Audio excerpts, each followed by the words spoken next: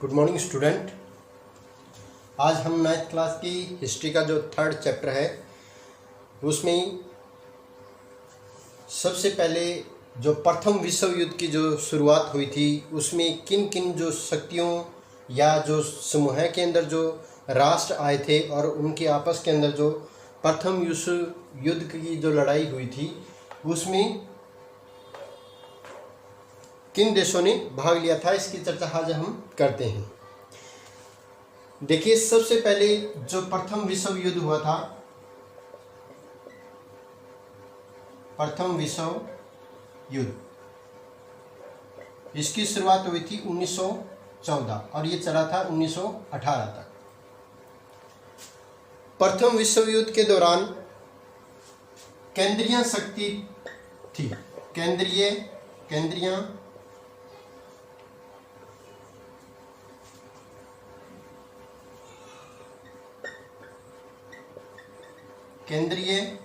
शक्ति। अब केंद्रीय शक्ति के दौरान जो देश थे उसमें थे जर्मनी,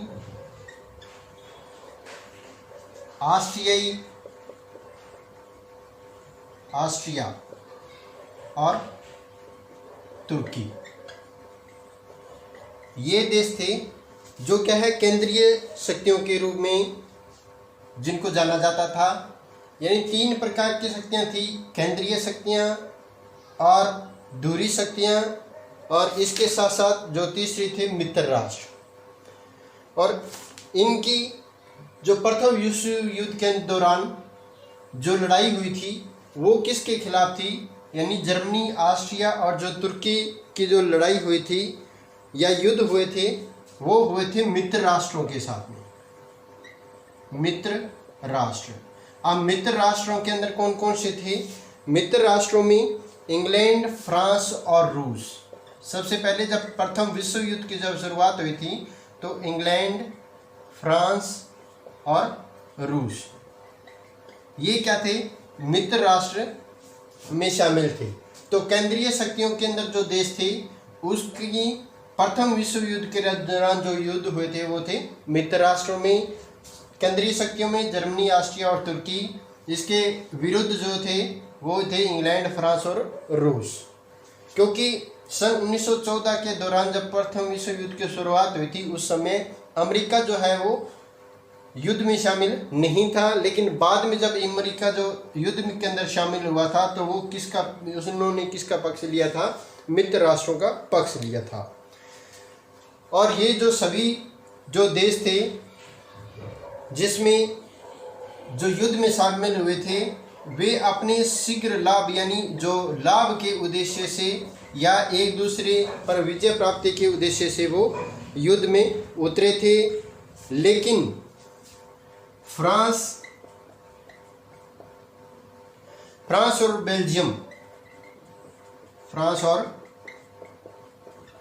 बेल्जियम इस पर जो है अधिकार हो गया था किसका? जर्मनी का।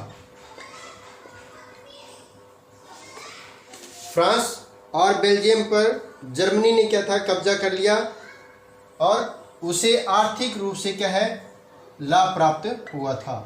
सबसे पहले फ्रांस और बेल्जियम पर जो है जर्मनी ने अधिकार किया था, क्योंकि उस समय जो जर्मनी थी वो काफ़ी शक्तिशाली जो है राष्ट्र के रूप में उभरा था। लेकिन जब फ्रांस और बेल्जियम पर जर्मनी का अधिकार हो गया तो इसके बाद में मित्र राष्ट्रों की तरफ जो प्रथम विश्व युद्ध के अंदर शामिल हुए थे वो देश था अमेरिका। जब अमेरिका प्रथम विश्व युद्ध के अंदर उतरा था तो इसने पक्ष लिया था मित्र राष्ट्रों का जिसमें इंग्लैंड, फ्रांस और रूस थे।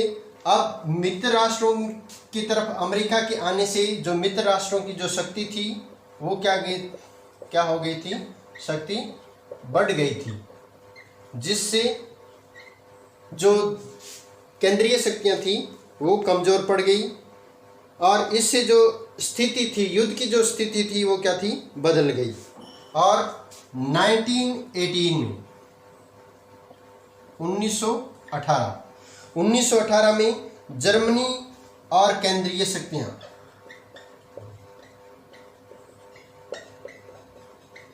केंद्रीय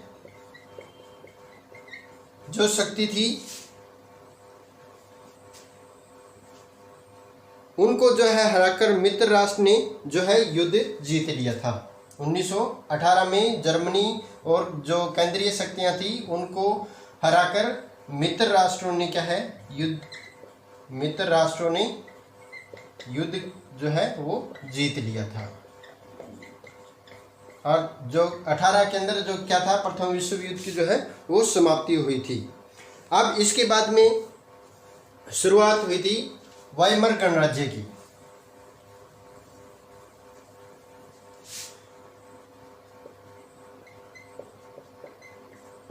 वाइमर गणराज्य क्या था? प्रथम विश्व युद्ध में जर्मनी की जो हार हुई थी, प्रथम विश्व युद्ध में जर्मनी जब क्या हार गया था, उसके बाद में वहां के जो सम्राट थे उसमें जो राज्य सत्ता थी उसका क्या हो गया था, अंत हो गया था। यानी प्रथम विश्व में सम्राट के पद तक के बाद में जर्मनी की जो राज्यसत्ता या राजसत्ता जो थी वो क्या है, उसका पुनर्निर्माण हुआ था। जर्मनी की राज्यसत्ता का पुनर्निर्माण।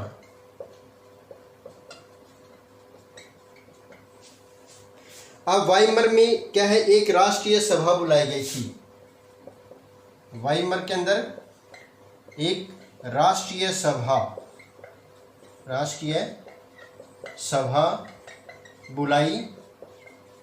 इसका प्रमुख कारण क्या था? इसने क्या है, संघीय आधार पर जो है लोकतंत्र की स्थापना जो है संविधान में स्थापित की थी। तो वाइमर जो गणराज्य की राष्ट्रीय जो सभा हुई थी, इसका उद्देश्य था जो संविधान के अंदर जो लोकतांत्रिक संविधान का निर्माण किसके लिए हुआ था? ये लोकतांत्रिक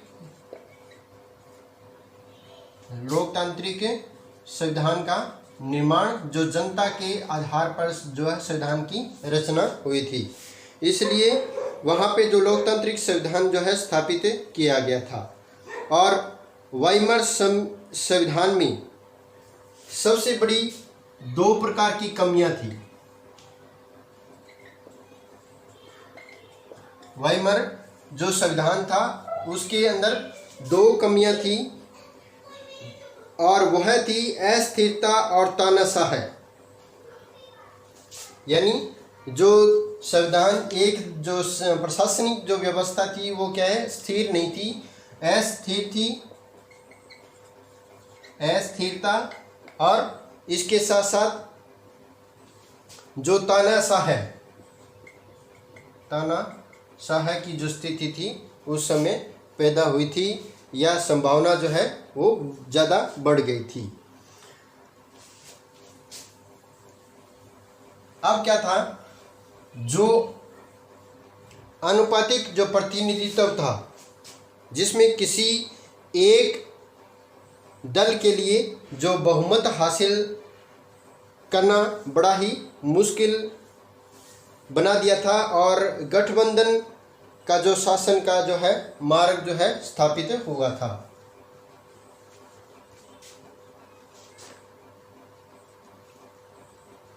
क्या था? आनुपातिक प्रतिनिधित्व।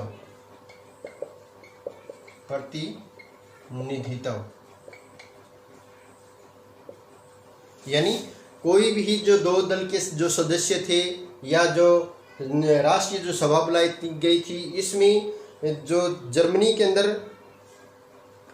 जो वाइमर गणराज्य था उसमें जो विभिन्न जो दल थे उनका जो आनुपातिक जो प्रतिनिधियों का जो अनुपात था वो क्या था, अलग अलग था। और इससे क्या है, किसी भी एक दल के लिए जो बहुमत एक दलीय जो बहुमत की संभावना वो क्या थी, बहुत कम रह गई थी।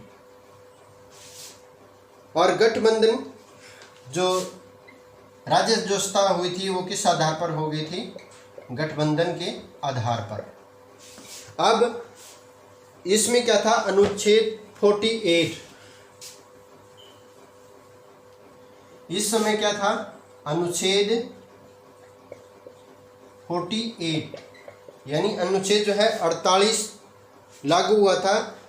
और अनुच्छेद 48 क्या था, जिसमें क्या है, राष्ट्रपति के पास,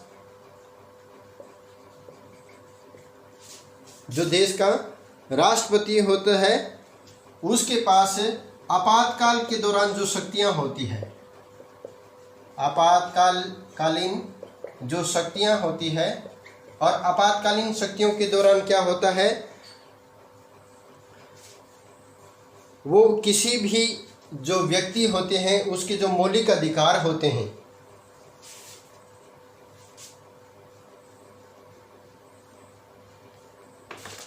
यानी आपातकालीन जो शक्तियों के आधार पर जो नागरिक जो अधिकार दिए जाते थे, नागरिक अधिकारों को निरस्त करना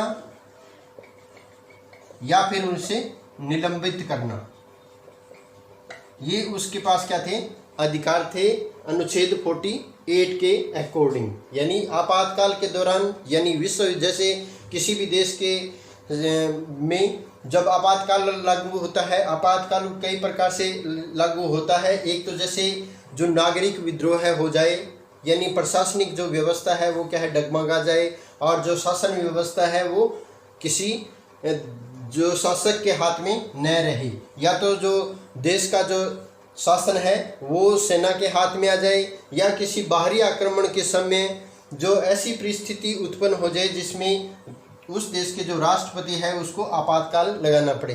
तो 48 के अंदर आपातकालीन स्थिति के अंदर क्या था, जो नागरिक जो अधिकार दिए होते थे उनको वो रोक सकते थे, उन्हें निरस्त कर सकते थे, और उसके शासन को क्या है, निलंबित भी किया जा सकता था।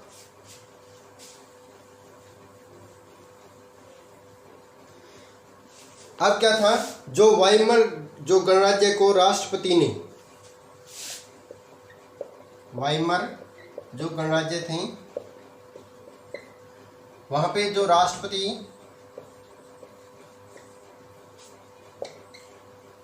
राष्ट्रपति ने 239 दिनों में, यानी वाइमर गणराज्य में राष्ट्रपति ने 239 यानी 239 दिनों में कितनी बार भंग किया था, 20 बार उन्होंने क्या है,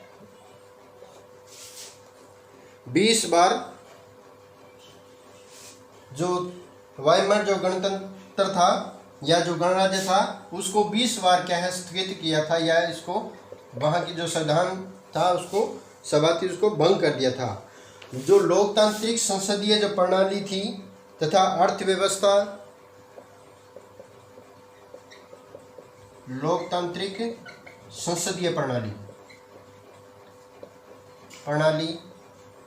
और इसके साथ साथ अर्थव्यवस्था